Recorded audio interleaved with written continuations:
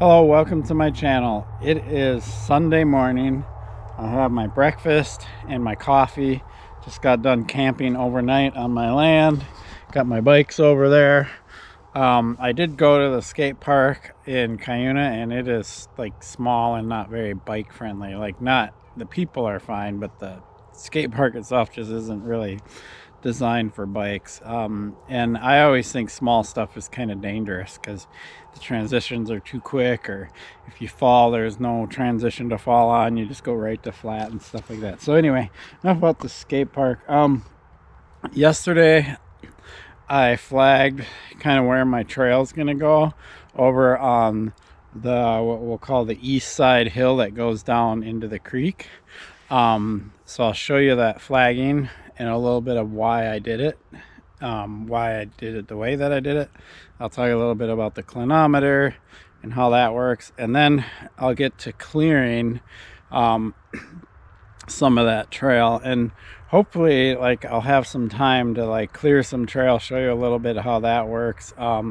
It's a long, kind of painful process to do this if you want to do it right. Like, I could just go in and just start randomly building trail, but I like to plan it out, like to plan where the water flow is going to go, things like that. So I don't have a trail that just ruts out a bunch. I need more coffee. I just made this and then I decided to do my video, and I'm neglecting my morning coffee. So I'll talk a little bit about that, but it'd be nice to actually build a short stretch and actually kind of ride it and show you how that works. We'll see if I get there. Hopefully I do. But yeah, that's my plan for today. I'll probably do a couple other things, go into town, and I'll definitely get my drone up and fly over my land now that it's springtime. See, there's no growth really yet. Speaking of no growth, now that I'm thinking as I'm talking, this is the best time of year to plan trail. Either really late fall, but the problem with fall is it's, you know, still a lot of leaves and stuff. But winter's kind of tough. If you start getting a lot of snow, early snowfalls, you can get away with it. But springtime like this is the best time because you can just literally look and see the contour of the land. You can just see it. I'm on a high area, it goes down and then it goes up, and then there's another plateau, and that plateau or high area up there is going to be where I put fun things. Like, I might build a jump box, or I might, if I do an airbag lander, I'll put it up there or whatever. Another thing you'll notice is there's a lot of these little tree things. Those will all grow in eventually, and then it'll be almost impossible to see. But where I want to build trail, I'm going to clear all that little stuff out. And that's the work when you do clearing, because I generally will avoid the big trees with my trail, and that's what makes trails kind of fun, is I'll swoop around them and stuff. But you know, only remove a big tree if it's absolutely necessary. But all these little trees and the dead stuff on the ground, that's all doable. And this is pretty good, especially with the sun right there. You can just really see the contour. And I don't have my GoPro in a wide angle view, so hopefully you can see it like as I see it, or pretty close to it. So that's the goal for today, and we'll see what I get done. Okay, so here we are in that first kind of high area. I was at my tent there. You can see the bag hanging where I put my trash and stuff. So this is the high area, and I was just looking for, there's flagging tape on trees. There's pink right there. That's my property boundary there. And then if we turn 180 degrees, you can see the next pink flag there. So I have this whole area to work with for something that and it's kind of cool because it comes from, that's uphill, and it gradually goes downhill going that way. So I will definitely have some kind of jump line, or whether I make wood features or whatever, starting up there, going down this kind of flat spot going that way at some point. That's not what I'm working on today, but I definitely see that as my potential area to have some fun things. And then as we go back this way, the property actually gets wider. So it starts out pretty narrow way up at the front and just continuously gets wider and wider and wider as we get towards the back. So that's really cool. Yesterday I did some double orange tape over by where I was making the trail, and I'll explain why I did that here in a moment. Okay, so I moved even deeper in, and here's another kind of flat area.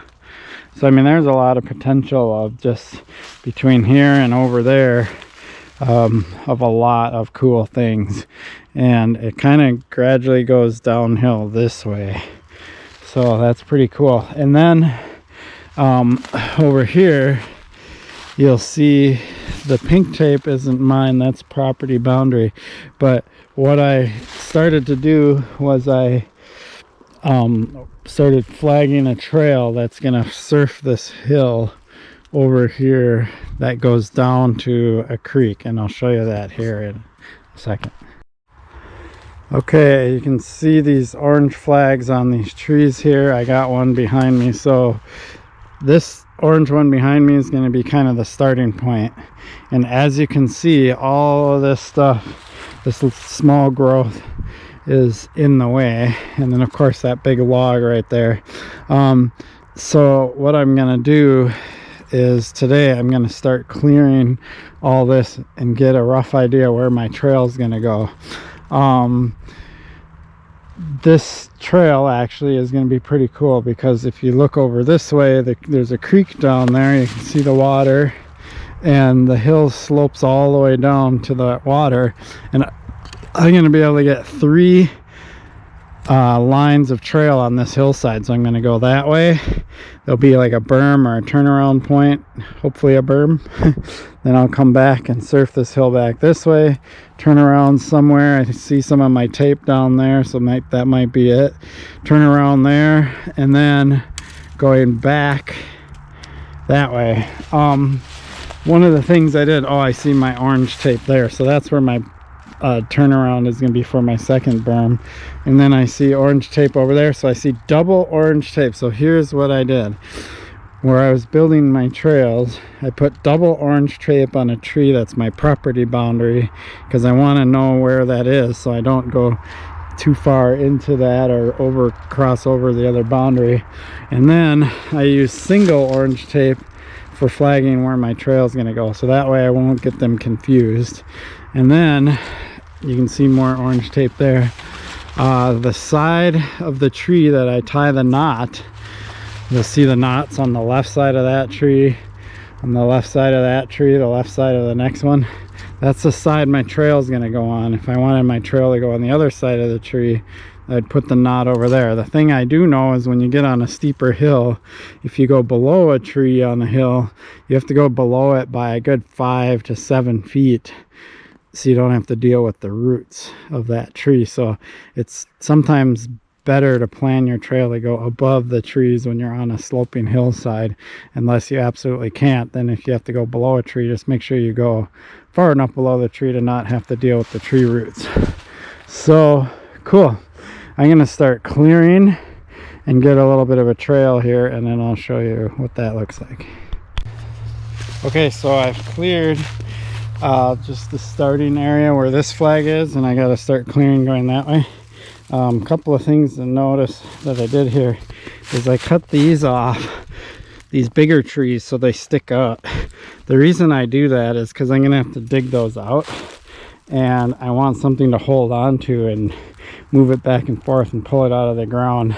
If I was to cut this way down low, I wouldn't have anything to grab onto and yank it out of the ground. So if you're ever clearing trail and you get to like this size and above, make sure you leave a bit of tree there as a lever to get that thing out of the ground. Otherwise it's a huge pain in the butt. That'll be easy. I'll just dig around and I'll have enough lever to just and the roots will just pull right out. So super important thing to keep in mind.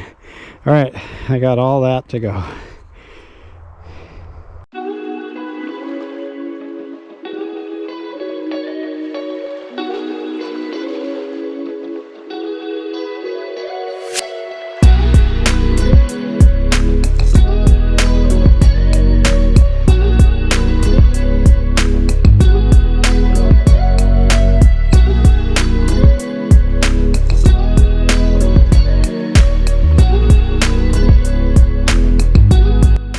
Okay, so I cleared this trail here, and I want to show you something that I noticed. So it's starting to clear. I can actually just walk down it. There's a lot of little things, but that stuff will get cut out when I start actually making a trail here. And I want to show you something I noticed that's kind of cool. And as I was cutting, I like to look at the ground and see how things are shaped.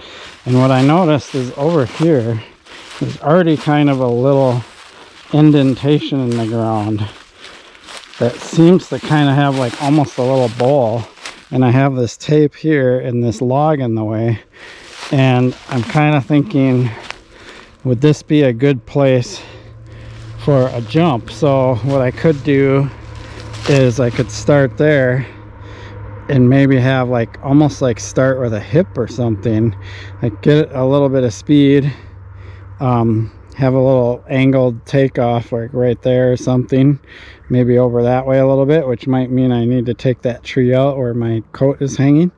We'll see. And then jump into this little tiny bowl, which I'd dig out a little more or whatever, make a little bit of a berm, and then have a lip coming out, and then have a landing on the back side of that log.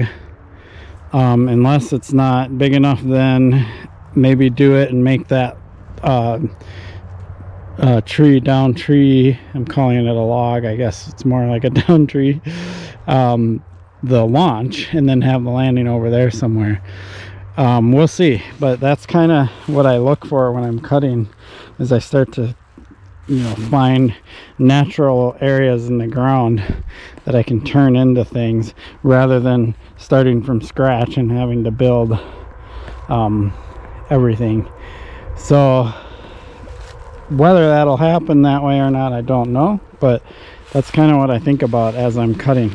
So I'm pretty stoked with this progress. I have 3 lines flagged going down the hill, and I have my starting area and started to clear some trail, and then I'm going to continue clearing that way past that flag, and then you'll see, and I don't know if you can see it in the video, but there's another flag, and then there's a flag after that, so you can kind of see the direction my trail is going to go. And if I find any more cool natural things in the ground, I might put them to use. This is a long, kind of painstaking process. I've done this many times. I love doing it. It's fun. I'm out here in nature. I'm getting some exercise. As you can see, I had to take my coat off right away because I started sweating just simply clearing brush. Like, you wouldn't think that that's a lot of work. I have no idea how my hair looks because I was wearing a hat all morning. Is it pretty pretty good? You like it? Yeah, growing my hair out. It's an interesting experiment. Cool. I'm gonna grab the Clino and explain a little bit about grade and how I plan the trails. Okay, so I have this book that I got from IMBA that talks a little bit about trail grade, and I got this around the later 2000s, I want to say. I was doing a lot of training with them on how to build trail, and this is kind of what they call the 50% rule, but then they say max out at 10%. So 50% means you never want your trail to be more than 50% of the fall line, and the maximum you ever want it to be is 10%. That's how you build sustainable trail. And then if you look at this trail, it has these little swoops in it. Those are called grade reversals. So the idea of all of this is when it rains, and like we're talking hardcore downfall, rain's going to come down the hillside like this, and you want it to go across your trail and then off your trail. You don't want it to get caught on your trail and start going down your trail. And then you create grade reversals, so if it does come down your trail, it has an exit point. It doesn't go all the way down your trail, because water accelerates. And so if you have a straight line trail or a fall line trail like this, water's just going to run down it and just rut it out. And that's why you'll always see these steep trails when you're walking around and stuff, or even bike trails where people don't know what they're doing, or they're just ignorant and they're like, I want to go straight up the hill or straight down the hill. I see this a lot in the UK because it's really wet there, and they just have these huge rutted out trails. I also see it out west in the mountains a lot, where these trails have big ruts and stuff in them, and it's because they don't follow these guidelines, and the water is running down their trail, and then it just takes all of the dirt and sediment with it and causes a big rut.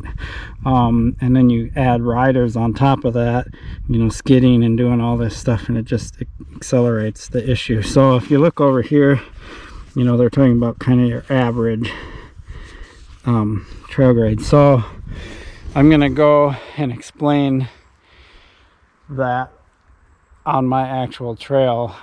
Granted, my hillside isn't super steep, but I still follow these guidelines because I want my trail to last a long time, and I want water to run off my trail and not down my trail rutting it out. It's just a big maintenance thing, and by doing that, it'll be a lot less maintenance for me in the future. Okay, I have the Clino, or you want to call it a clinometer if you want to use the full word. I like to just say Clino, easier to say. What this does is it measures grade. You look at it through your eye, and you can see the percentage in the screen in here. And so what I do is, when I put these pieces of tape up, I put them up at my eye level. And the reason I do that is because I'm doing this by myself. If I had a partner, I would have them stand next to me, and I'd figure out where their eyes were, or where my eyes were on their head, so I could decide whether I need to measure at their chin or their forehead or whatever, right? Because they're going to be a different height than me. But because I'm by myself, I just put the tape at my eye level, and then that way I can just point at that and figure out what the grade is, right? And so what I'm going to do is, I'm trying to figure out this hill and what fall line is. What is the percent grade of the fall line? So I'm going to stand back here, and I'm going to use that piece of tape that I put up there as I come back, and find out where is it straight down the hill, and this is about right, maybe a little more over here. And then I'm going to go and point at that piece of tape, and it's about 17%. So this is a 17% fall line. So that means I don't want to go any more than, do my math here. Where's my math? What's half of 17? Let's just say 8, right? I don't want to go more than 8% on my trail. And so I can't even get up to 10%, which is the maximum. So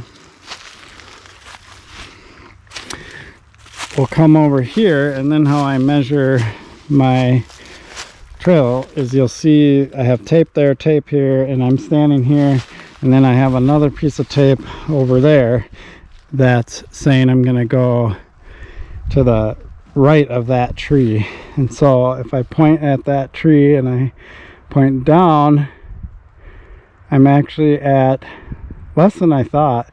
I'm at about 4% between here and that tree. So I'm good. So that's how I know my trail is going to be good, and it's going to be sustainable. So it's a little bit of work, but it's worth it if you want trails that are lower maintenance and so on and so forth. So following, no more than 10% and no more than 50% of the grade will get you there. And then how you cut your trail also matters, and I will talk about that when I get to that point. It's definitely not going to be there in this video because that's a ways off yet. Okay, now I'm gonna start pin flagging. I don't normally do this early in the process. I usually get most of the corridor kind of cleared out, but I want to show you in this video what I do. And so basically I take these little pin flags and I put them where I want my trail to go, and I put them on the high side of the trail, so when I start cutting what's called a bench cut, which I probably won't do a whole lot here because it's pretty flat, but once I get into the hillside I'll have what's called a bench cut, which I'll talk about later. But that pin flag will be on the high side of the trail, so I always know the trail is going to be down from there. It's not going to necessarily always be on the left or the right. It's always going to be on the downside of where those flags are. So when I get to like a turn, I'll actually switch the side the trails are on, or the pin flag, sorry, and put them on the high side again. So going this direction, the pin flags will be on my left, but once I get down there, turn around and start pin flagging back the other way, the pin flags will be on my right. Hopefully that makes sense. So I'm going to start pin flagging and just put in where I actually believe the trail is going to go. Another good thing about this method is then you can actually visualize and start seeing where your trail is going to go, and then you can even like run it or something, unless it's clear enough for you to ride your bike on it, but normally you can jog it and kind of get a feel for how tight the turns are or how it's going to feel on a bike. And so I'm gonna just pin flag this short little section and we'll look at the finished result.